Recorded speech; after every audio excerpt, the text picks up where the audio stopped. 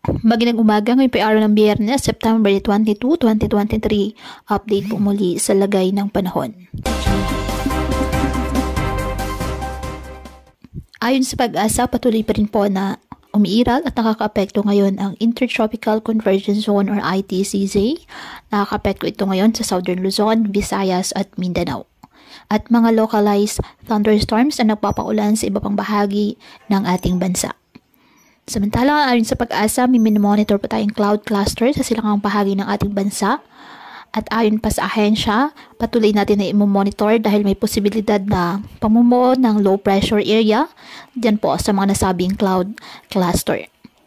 Wala pong gale warning na nakataas ngayon sa anumang baybay ng ating karagatan kung kaya malayong makapamalawat ang ating mga kababayang mangingisda at may maliliit na sasakyang pandagat.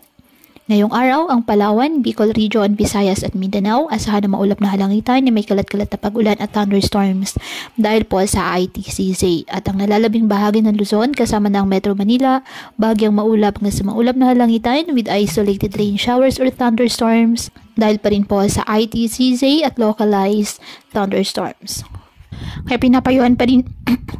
Kaya pinapayuhan ng ating mga kababayan na maging maingat po sa mga posibilidad ng pagbaha at pagguho ng lupa, lalo na po kapag may malalakas na ulan, at ugaliin na magdala palagi ng payong o kahit ano panangga sa ulan o kahit naman sa init ng araw kapag lalabas po ng ating mga tahanan. At yan po muna ang update sa lagay ng panahon ngayong araw. Muli patuloy po tayo na mag-ingat at palaging tandaan, God loves you. Stay safe and God bless.